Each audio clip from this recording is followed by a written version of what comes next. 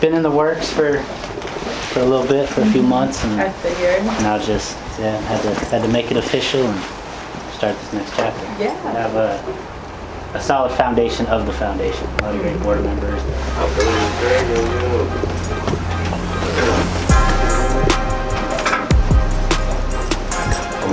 Man, the myth with you too, huh? That for you too. Oh, dope. What is this? It's a little token of appreciation. This is the first official interview for Rip It Away Foundation. Being able to do it on here is I wasn't even it's a full circle. Circle. My Yeah. third time on your podcast, but first time for this organization. Yeah. Awesome. Thank you, man. I appreciate it.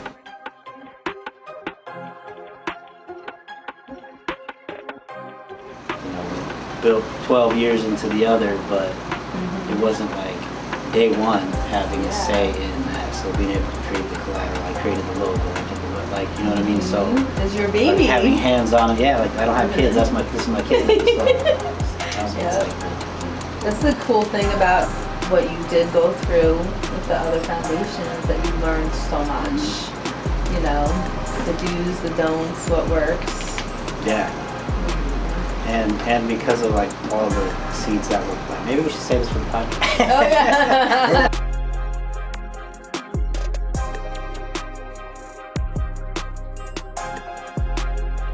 Yo, what's up? Welcome everybody back to another great, exciting episode of Wealth for Generations. Yes, we just got a room full of friends, honestly. What's coming up next? This man of many talents, many hats, and he's just done a lot of stuff. Like, a lot. But he recently closed one chapter, and now we're here to talk about the next. So let's get a big, huge round of applause for one of those super humanitarians, Mr. Anthony Freeman. Appreciate you for having me back on this number three. Number three. On the podcast. Yes. Thank you for being able to be here, sir. I'm excited to hear about your new venture, all the details and everything like that. Just in case you guys are not aware, Mr. Anthony Freeman here is literally, man, when I say super humanitarian, sometimes people think I'm joking, but I only give that title to a certain amount of people who are just out there like doing it. And this man is out there doing it. He is on to a new venture and a new thing, trying to help a community most likely near you sometime soon. Just trying to help where I can, whether that's working with the youth, the environment, the elderly community, people experiencing homelessness, just wherever there's a need, I'm just trying to find a way to address it, provide resources, raise awareness of resources that they're never about, and just provide people with the opportunities to give back in their communities. And that's anywhere we can be. So just doing what I can while I'm here. Awesome. So let's get into it. This one is for the builders, the servers, the ones still dreaming and doing it big or trying to get there, So where it starts is June 2nd, right? That was the official announcement. Tell us what brought you to deciding to do this particular nonprofit and what it means to you. And feel free to drop the name. I don't think we dropped the name yet. So, well, one, I have no animosity towards Who I Am Foundation or any of the amazing volunteers that are still over there. Just sometimes things run its course. It was 12 years, so 11 years and 8 months to be exact with that foundation. And it was it was a blessing in disguise, because it just, at my lowest is when I came aboard that foundation. And that foundation is what gave me the opportunity to do community work. Before that, it was never, when I was growing up as a kid, it was like, I want to do a nonprofit or when I get older. But the foundation is what gave me that opportunity to do that. And I had no prior experience to it, so it was a lot of learning, a lot of great experiences. I met a lot of amazing volunteers and people that supported that mission and that vision in the community. So nothing bad to say about Who I Am Foundation. It was time to kind of just close that chapter and start a new one. I didn't know, so when I resigned as president back in December, I didn't know what my next step was going to be. It wasn't like, okay, I'm going to resign over here and start something new over here. I took this month of January off to kind of refill the cup, because we were doing something every weekend for the longest time. And so super humanitarian. Like, well, it was volunteers. The volunteers were right there with me, so like, I can't take all I mean, but you were the glue. Yeah. I played my role to the best of my ability. Always humble. Humble man indeed. Also, side note, we knew you were gonna start something. We're like, oh, we can't wait to see what he does next. And the crazy thing is, like, I had a lot of like opportunities, because there've been nonprofits through the years that have been like reaching out, trying to kind of get me to come aboard their organizations. So when they found out that they got Michael Jordan, let's steal that Michael Jordan from them. So I guess when they found out I was a free agent per se, like they were like reaching out, wanting me to come aboard. And, so I was doing consulting for nonprofits and helping other people start them. But like it's probably like beginning of February, I was like, all right, I'm gonna start my own. But the name, I was stuck on the name for all this time. Tillery's here. The middle of April, I was like, let's just lock in, and we're not leaving until we come up with a name. 7 hours we were there, and we found out, we figured out the name. And so something I've always said was like, I don't need to make a big splash. If I can help create a ripple that leads to a wave, I'm good with that. And so then it might have been you, Dimitri, or it might have been Corey. They're like, why not just use ripple the wave? I was like, that works. Yeah, and that rolls nice too. And so so there was just like, our whole goal is essentially providing these opportunities for volunteers to create their ripples in the community that will lead to waves. Like we've done so many things in the community that we planted that seed, and we were doing community barbecues every year. We were doing all these different things that it just took that one time doing it. And every time we did it not get bigger and more people, and so that ripple is what led to that wave. So, the more people you have in the community creating their ripples, a lot of them waves are going to catch. Not all, but a lot of them will. And when they're waves of impact, like, stop them. Yeah. And I'm sure there's waves that were set off that you don't even know, because not everyone's going to voice, like, how they were helped in a certain manner, so it's just endless. Yeah. Definitely. Absolutely. And I kind of, so with the name, I went with the number 2 in Ripple 2 Wave, because this is my second chapter in like my community efforts. It represents second chances at that first impression, so the people that we're assisting. And then the number 2, like in numerology, is like peace and compassion, and there's just so much that goes into just what that number 2 is. And one thing that I wanted when I was coming up with the name was it had to have depth and meaning, not just like, hey, that sounds cool. I wanted there to actually be like meaning behind it. So far, the feedback I've gotten, not just on the name, but the logo and the website and everything, has been like really great. And it's cool to hear that. Yeah. RippleToWaveFoundation.org. Yes. So this is the new venture, is the Ripple to Wave. Just to bring people who are kind of new to Wealth for Generations and haven't seen Anthony the first 2 times, just let me jump back just slightly and just bring you guys up to speed about the relationship we have here. So I want to say, what, about 10 almost? No, because Devontae was around 2. Maybe 8 and a half. It was about 2 or 3. He was not even 2 yet. It wasn't 2 yet? No, he was just barely walking. You gotta gauge it on Devontae's age. Yeah. He was like this tall, now he's like that. Yes. So we'll say several years ago, about 8 or so years ago, we met this gentleman. I was still in heavy on my DLK days, and I was looking for a nonprofit to just connect with and volunteer with and build with, and I honestly still can't even really tell you exactly what it was that made me stay with go to Who I Am Foundation, but I know what it is that made me stay. And it's this man.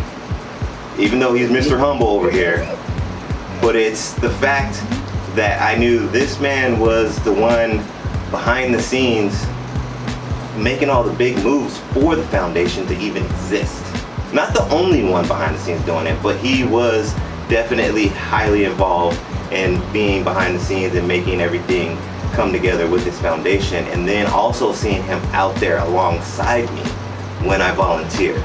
Like, that just meant so much to me as I was looking for a place like that, because you hear about these big corporate type nonprofits and stuff like that, you never see any of their CEOs, or you never see any of their presidents, or they might make an annual appearance at something or something like that, you know.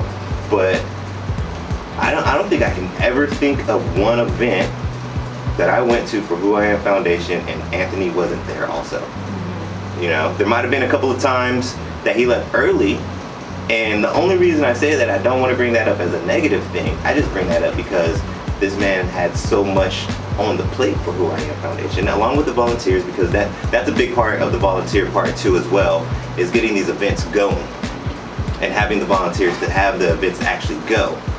But there'd be times where there was overlapping events, and I might be attending one and volunteering at one, and he starts us off, and hey, how's it going? This is what we're gonna do, blah blah blah. 3 hours in, he's like, hey, by the way, there's another event on another side of town that I gotta go get started. So you guys good? All right, I'm out. So go ahead. For me, it was like seeing the dedication, because your team is only going to be as strong as the leader. Yes. So if you don't have a good leader, it's going to fall apart, right? So it made it easier to like jump in and like want to do more, because you felt the love, the dedication, to the community, and I can't wait to see like how that's gonna blossom even bigger now, So just so excited for you and everyone that you're gonna touch, it's awesome. Thank you. Yeah. That's awesome. I appreciate the kind words and the humbling perception that you. It's true though. It's true. It's all true. Yeah, man. And like I've always been a really observant person, and I didn't want to, because my idea of volunteering and things of that nature too, when I was in that state of mind, was I wanted to make sure I was going to promote something too that was actually doing something. So I was being super observant. You guys weren't the only ones that I volunteered with either when I was doing it, but that was the one that I stuck with, and I'm just really appreciative and happy that I made that decision, and now we're here. You know what I mean? Like freaking 10 years, 8 years later, it's just cool. It's cool. It's awesome. It's awesome. It's a full circle moment. Yeah, definitely full circle for sure. Threes too, by the way, just throw that out there. Third visit, threes, all that. But so let's get a little bit deeper into this. Do you remember the moment? You said you took a little bit of time off after your resignation. Do you remember if it was right then and there, or was there a certain time during that break where you had that moment where it's like, I'm gonna do another nonprofit? That's the answer. I think it was probably early February, because like I said, I was gauging different opportunities, and in the back of my mind, it's like, do I really want to? Because I'm the type where if I'm like believing something and a part of something, I'm all in. It's not wading into the deep water. I'm jumping right in, no floaties. And so in my mind, I was like, do I want to dedicate everything I have to building somebody else's again? And at the end of the day, no. It was like it made more sense. I had so many people hitting me up, throughout each week, like, hey, what's going on this weekend? Where's the next volunteer opportunity? And like things like that.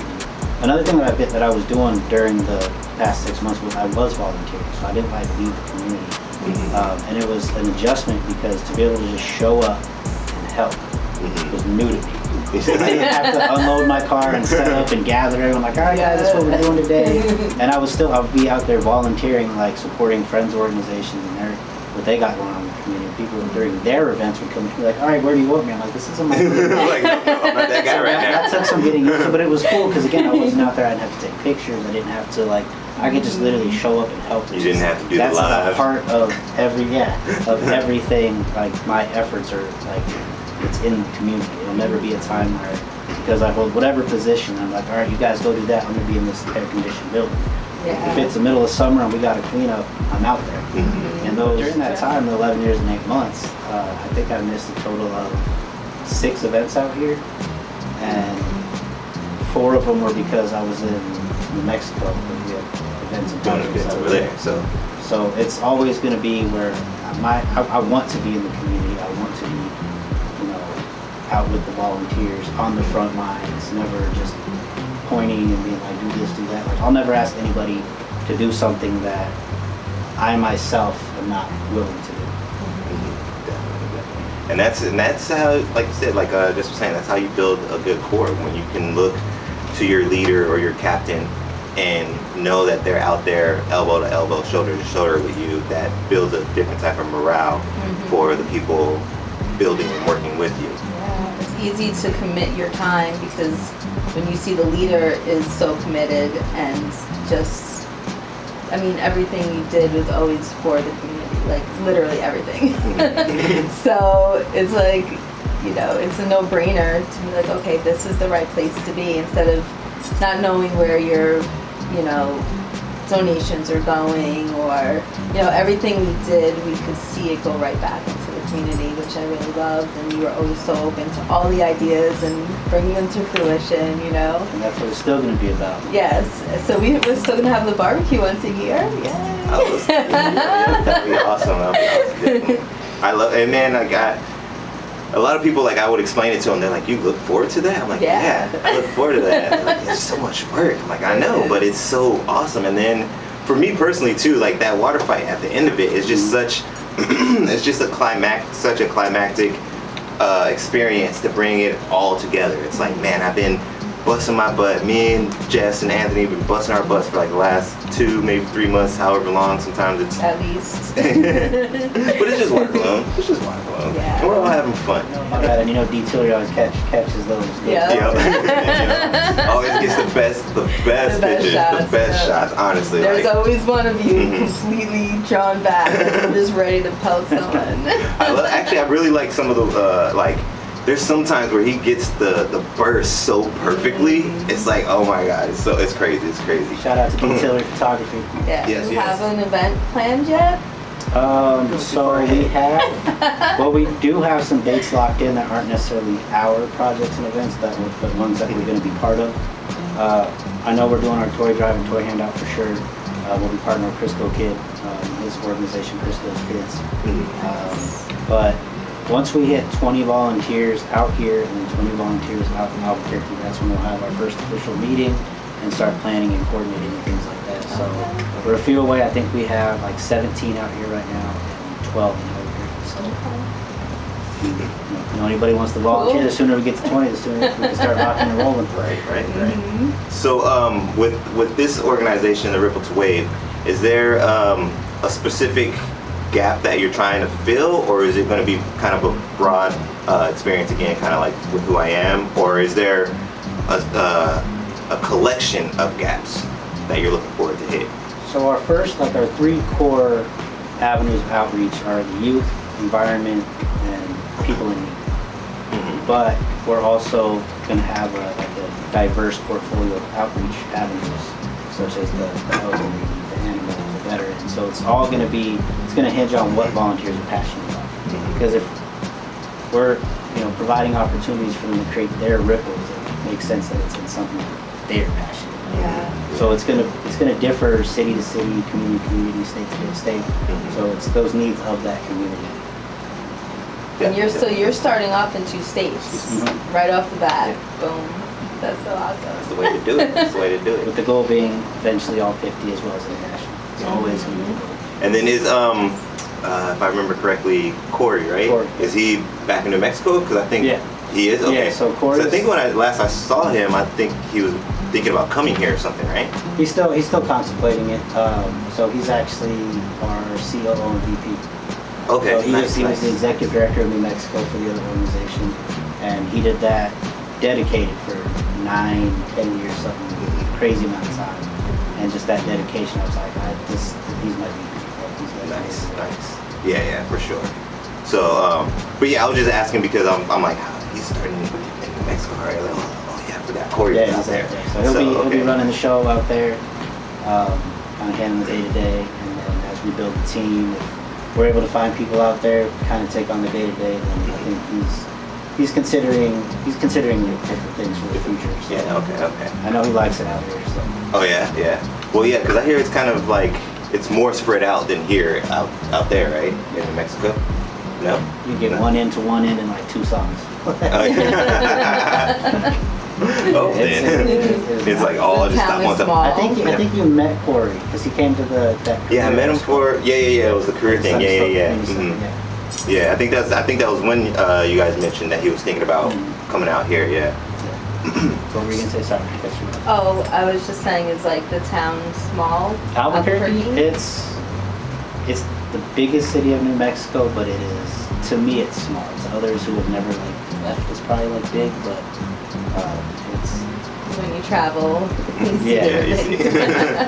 Going out there, is there anybody that you would like to pick for a collaboration?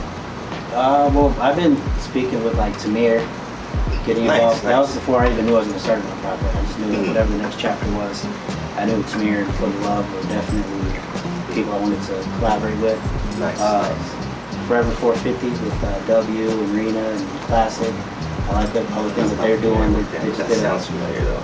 Yeah, they do a lot of like artists, like creative workshops and development of artists, and that's just artists like spectrum of art, like not just like music, but all forms of artistry. Okay. They do a lot of great things in the community working with artists and stuff. So working with them,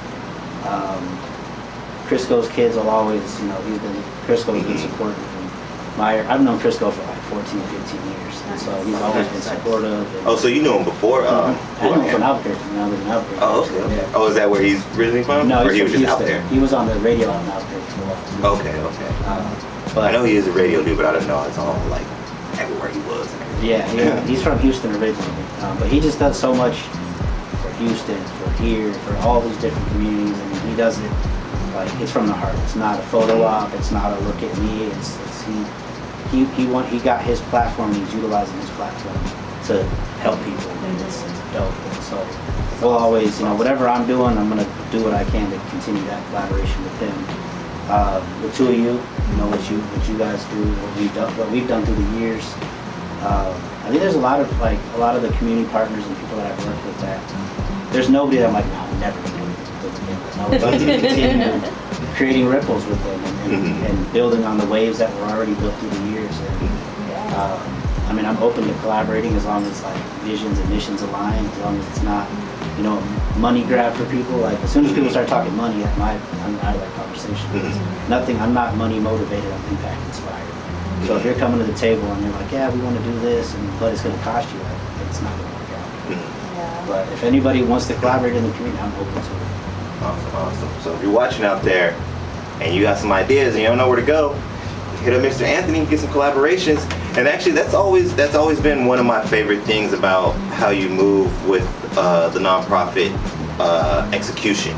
Is you're all about kind of highlighting what the areas that the volunteers want to help, and you kind of give them a platform to do what they want to do, in a sense, and that's always been awesome. Like we've mentioned a couple of times, like the barbecue, like that was kind of more of my idea. I mean, I give us all credit because every single year. It was your idea. You always approach me like, take that credit. But it's such a big thing. All the times we've done it, we've all put in so much work. Like I just want to be like you right now. Don't give me all the praise for that. I don't want it. It's the volunteers. My volunteers make that barbecue come together.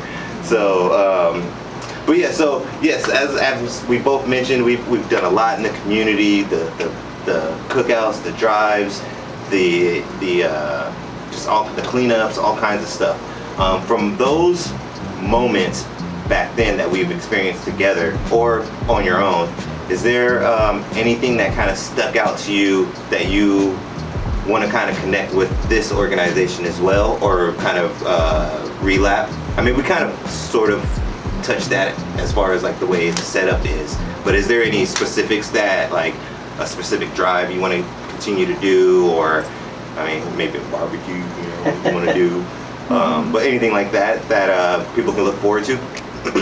Working with the community centers and the youth centers and schools, so whether it's gardens or bringing programs to the community centers and the schools, definitely going to tap into like the resources that I was working with before for those basketball, like youth basketball camps, community barbecues.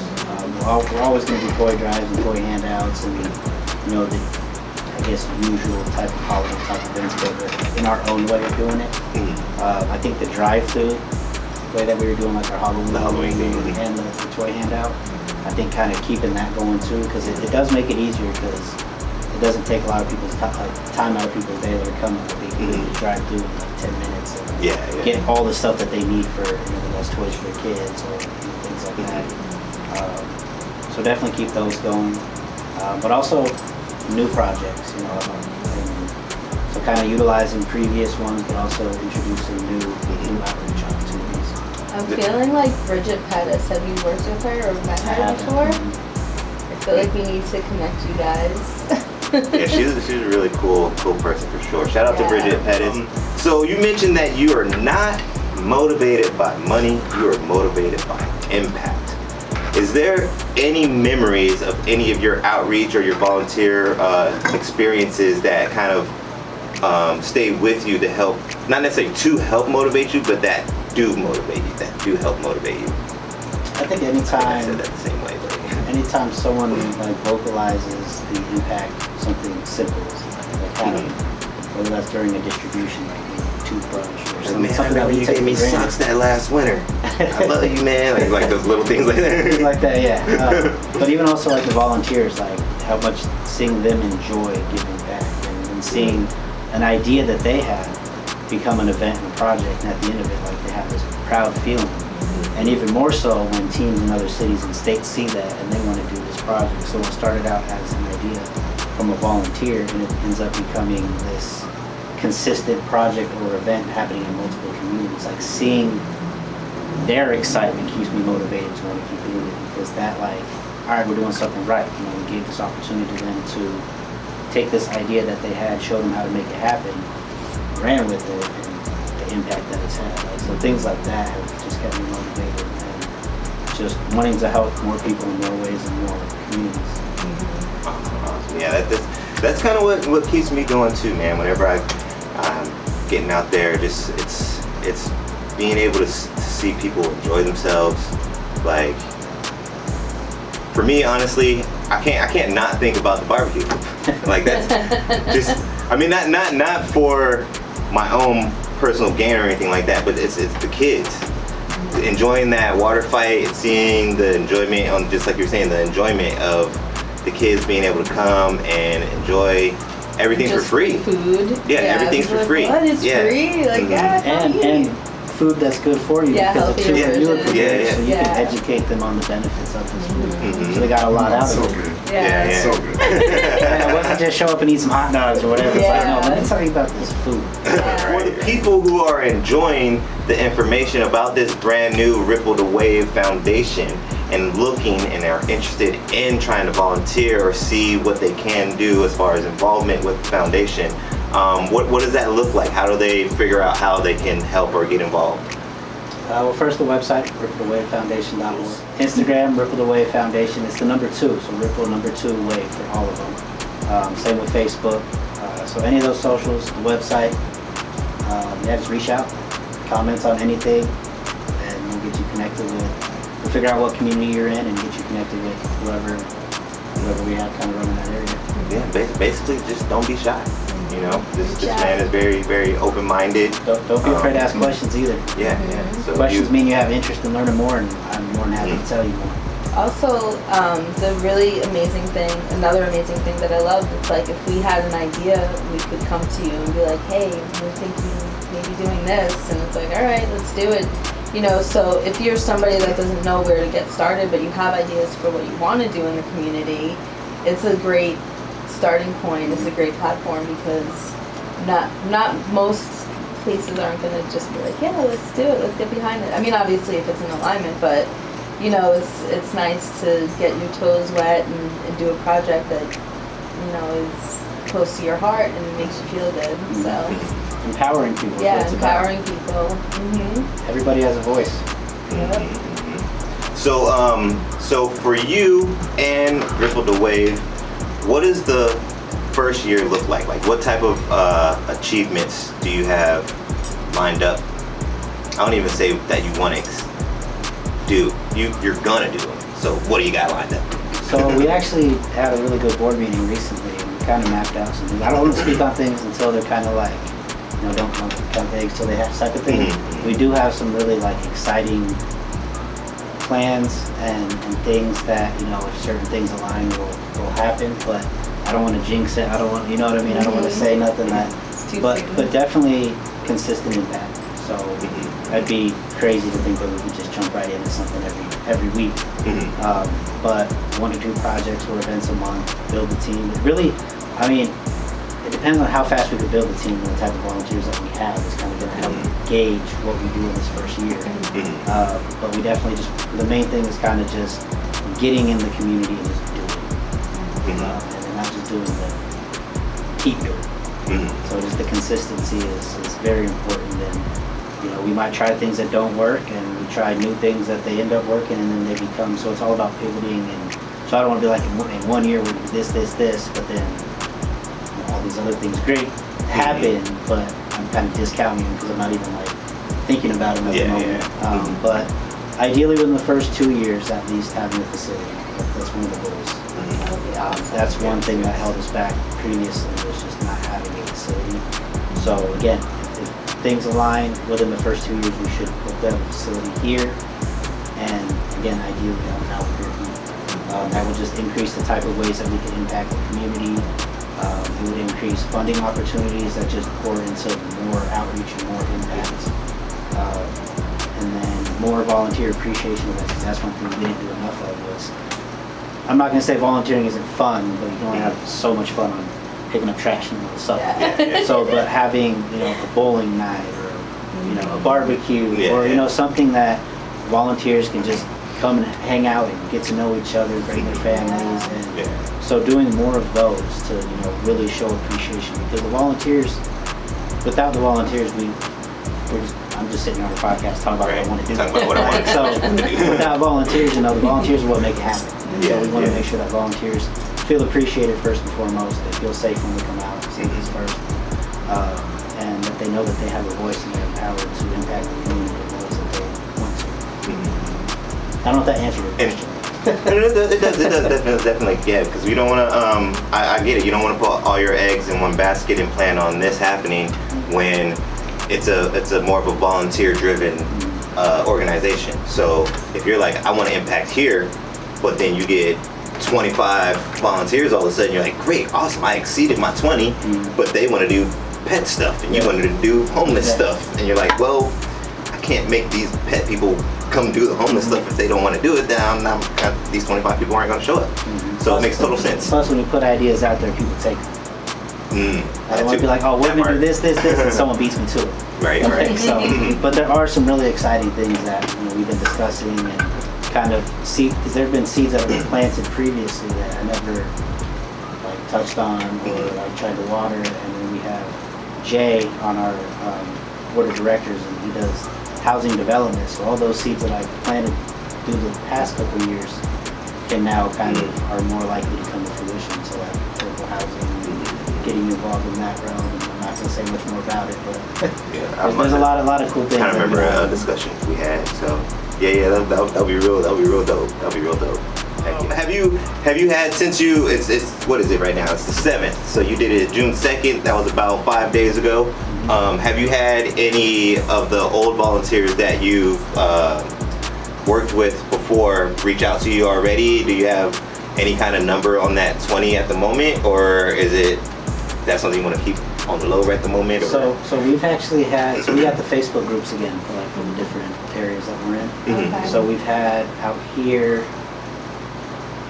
4 or 5 of the previous volunteers. Nice. And then Albuquerque, I think there was another 3 or 4, previous Albuquerque. And this wasn't me going like, hey, leave that foundation, come over here. They supported it, and they seen the announcement. And it's like, come over. He's back. Peace. We're going over here. It's awesome. And it's I don't even have know how to explain the feeling of people believing in you and just the support that I've gotten the past couple of months.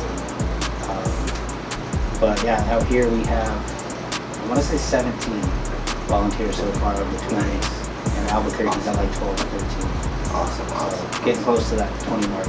And then we might even be at that 20 mark because there's a few people that aren't on Facebook that have reached out and expressed interest in volunteering. Okay, cool. Yeah. And yeah, man, you just exude that genuineness, man. I think that's what it is, you know, when you're out there volunteering and doing your thing, like it's like an aura almost that of just genuineness. It's from the heart. A way of generosity. yeah. I think, well, I'm just like that. I think that's why people connect with you so well, and they're like, you know, Anthony's back in the community. I'm gonna go help Anthony. Yes. Hold on, I never left. Never left. But he's leading again. Let me put it that way. He's leading in the community again. I'm gonna go do that again. So, James, you over here hanging out, soaking all this up, hearing everything that Anthony has gone through and has planned. If you were to become a volunteer, do you have any ideas or anything that you would like to possibly set up as a project or a drive or anything like that? I mean, me personally, like, since I'm into like the photography stuff, like, I would like to, probably do some, like, you know, photo shoot, headshot stuff, you know, for people, or you know, do some photography for the event on the side as well. You know, just volunteer for that because, you know, it's just my specialty, you know, it's what I'd like to do, so. Yeah. Awesome. Maybe you can teach like a youth class Yeah. for like the basics of how to get started with photography. Or even maybe just the basics of using the That's camera. something that you're interested in. There's already opportunities for stuff like that. So we'll be doing like career fairs. You mentioned headshots. Oh yeah, headshots would be great. And for resumes working and with stuff the like that. community centers, they have their Phoenix Teens program, and they want me to bring programs to the community centers, which is like 10 that span all of the Phoenix area. Photography classes. Like there's ways to make those things happen that are already in place. Awesome. Yes. So back to Anthony real quick. If there is a young person out there who does want to volunteer or start their own thing, is there a message that you have for them at all? Well, those would be kind of two different messages, starting their own thing and you want to volunteer. Just make sure you're going into it with the right intentions. Just always keep the main thing, and that's helping the community. This should never be about anything other than that. Just building, empowering, and helping. You know, don't let. There's going to be obstacles, especially if you do start your own thing and you've never done it before. I mean, those almost 12 years was full of obstacles and, you know, things that I wasn't prepared for. And it's going to happen, but you can't let it stop you, because there's certain things that happen in the beginning with the other organization that were, you know, outside of our control. And if I would have let it stop me, who knows? I might go back to working at Trader Joe's or something. Like, I wouldn't be focused on like community work, but it's just being consistent and persistent. So not letting the things that you can't control to determine what you want to do and why you're doing it. Not everyone's going to understand it. Some people will be like, how are you going to do this for so long and not get paid? Or how long are you, like they question your motives or things like that. But if you know, like, why you're doing it, then just remember that always. Remember that why, basically. Make sure you remember that why, and don't give up. Don't give up. That's the most important part right there. So then to the other part about the volunteering, whether that's with Ripple the Wave Foundation or another organization, is always do your due diligence.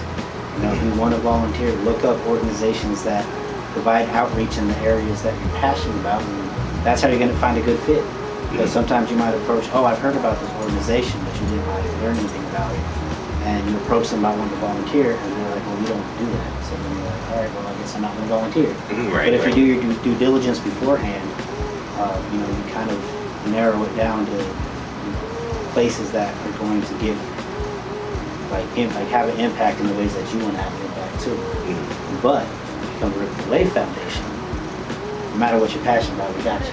Just make sure that passion is not watered down at all. That's all. Yeah. It definitely gives me a lot more hope knowing that there is like a specific foundation for that, and there are community outreaches, and I don't have to do it like organically all by myself, you know. Yeah. And you know, it was really cool when we first started volunteering, and when we had the time to do it a lot, that we started seeing things returning back to us, and not that that's what we were looking for, it was just what was happening because of the ripple, the wave, right? So when you put out good, you're gonna get good, and we started noticing like things were shifting in our lives, like for the better, it was noticeable. And we were like, oh my gosh, this is amazing, you know?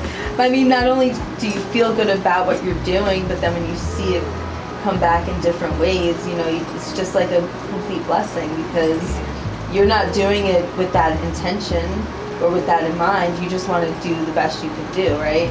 And then, yeah, so that's beautiful. It feels so good when you can push through like the hard stuff and then come out on top, and then watch everyone having a great time, and you know, the impact that you make. No one really knows what goes on behind the scenes, but so it's really rewarding work when you can stick with what you're doing, what you believe in, follow it through, and feel good at the end of the day. Like, yeah, I did that, you know, like I helped make a good impact on people, and it's just beautiful.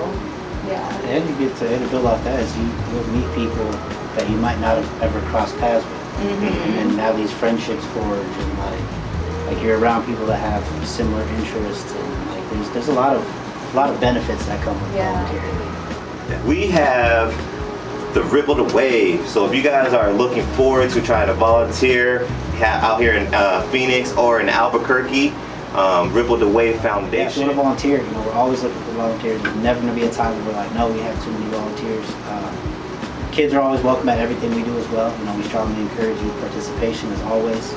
You know, yeah, your kids out, your kids have grown up with the foundation. And there's a lot of kids that started volunteering with us, like the previous organization at a young age, that we were able to see, like they grew with the foundation too. So we definitely want to have that with Ripple the Wave Foundation, and you know, empower that next generation. You know, kids also, you know, they give them a voice too. You know, we're trying to better the community for that next generation. It only makes sense to have the next generation involved in that, you know, giving that ownership. You know, I remember there were times where kids, we'd be out at a project and kids would be like, oh, there's a park next to my house that I always go to that I can use a cleanup, and where's that park at? Right. Schedule, and they'd be like, wow, like all I was saying was they could use a cleanup, and they're actually cleaning it up. And then I actually heard from that kid's mom recently that the kid like organized kids in his neighborhood, and they keep that park clean. Nice. So that's that Ripple the Wave. That's whether it's you start with, you know, our foundation and you venture off and do other impact and outreach. The Ripple started with Ripple the Wave Foundation, so I can't be mad at it if they continue doing things outside of that. That's what it's about. Just create that ripple, plant that seeds. So yeah, always looking for volunteers. Bring your kids out. Bring them out.